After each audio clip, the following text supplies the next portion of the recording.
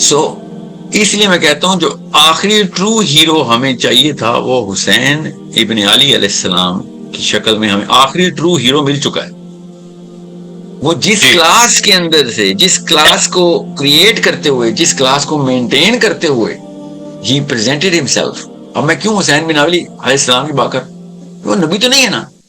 کیونکہ جیسے ہی میں نے محمد بن عبداللہ صلی اللہ علیہ وسلم بولا ہمارا برین خود ہی اس کلاس کو ڈیوورس کرتا ہے کہ میں نبی تو نہیں ہوں, تو نبیوں پہ تو اللہ کا ہاتھ ہے, پر حسین علیہ السلام تو نبی نہیں ہے. He has that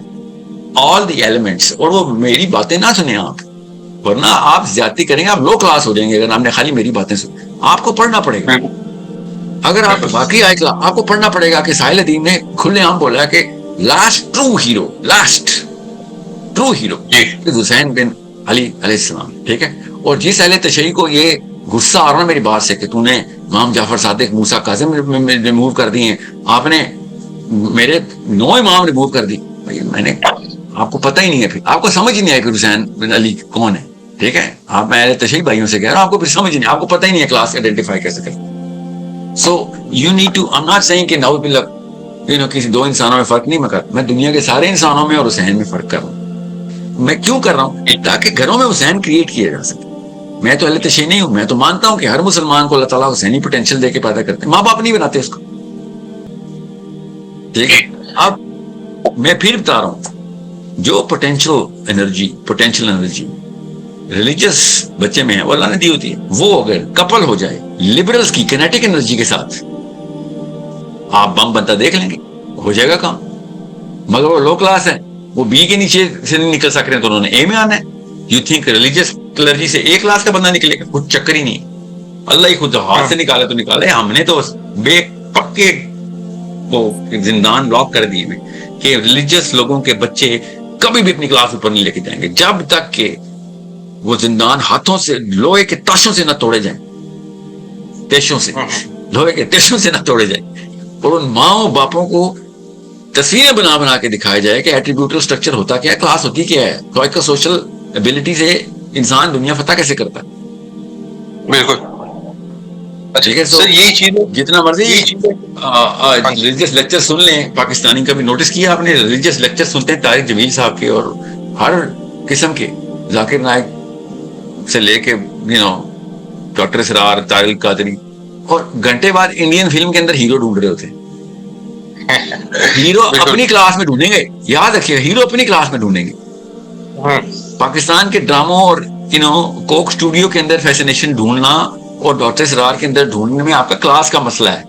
آپ کو دونوں چیزوں کے اندر ایک ایسی چیز فیسنیشن آ رہی ہے تو آپ لو کلاس, اٹس دیٹ سمپل. آپ کو الٹی آ جائے گی لٹرلی, آپ اکیلے میں اپنے کمروں میں کیا کرتے ہوئے تھکیں گے نہیں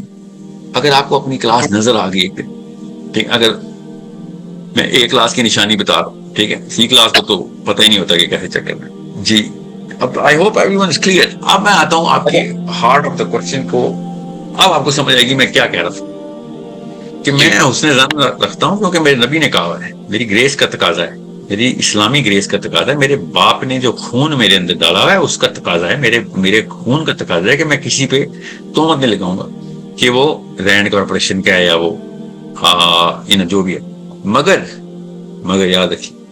یہ میری ذہنی استطاعت کا تقاضا ہے کہ میں آپ کو یہ بھی بتا دوں کہ یہ رینڈ کارپوریشن میں ہو ہی نہیں سکتے. ٹھیک ہے, اس لیے نہیں کہ میں نے نہیں دیکھا, نہیں بھائی مجھے پتا ہے. ہائی سوچو, ایڈورڈ برنیس نے چرچ کے پادری نہیں رکھنے تھے, ایڈورڈ برنیس نے پولیٹیشنز کو اور ان لوگوں کو اٹریکٹ کرنا تھا جو کہ واقعی میں مائنڈز کو انفلوئنس کرتے ہیں, ہارٹس کو انفلوئنس کرتے ہیں, and people are going to jump into it. Martin Luther King junior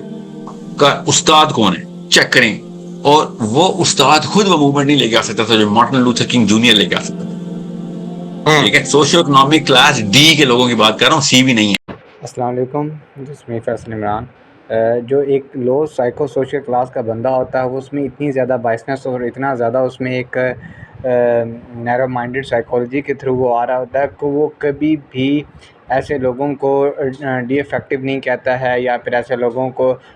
کے اگینسٹ دا فلو نہیں جاتا جو اس کو جن کو وہ مقابر مان رہا ہوتا ہے، جن کے اندر وہ اپنی مینٹورشپ کوالٹیز کو فائنڈ آؤٹ کر رہا ہوتا ہے. کیونکہ سم ٹائم اس طرح ہوتا ہے کہ اگر پاکستان کی بات کی جائے تو جب آپ اس طرح کے اسٹیٹس کو چیلنج کرتے ہو، جب آپ اپنے اس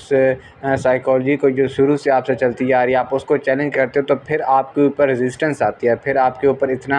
زیادہ ایک مشکلات کے بہار آ جاتے ہیں جن کو فائنڈ آؤٹ، جن کو سارٹ آؤٹ کرنا، جن کو ٹیکل کرنا ایک عام بندے کی بس کی بات ہوتی نہیں ہے. اور اگر وہی بندہ لو کلاس سے آ رہا ہے جس کا نہ تو اتنا اللہ کے ساتھ کنیکشن ہے، اور نہ ہی اس نے اپنا پولیٹیکل سائنس کو یا پھر ایموشنل انٹیلیجنس کو ریڈ آؤٹ کیا کہ اس نے اپنے ایموشنس کو کس طرح چینلائز کرنا ہوتا ہے، اور کس طرح اس نے اپنے جو بھی ایک مشکلات کا ٹائم ہوتا ہے اس نے کس طرح اس چیز کو چینلائز کر کے اپنی انرجی کو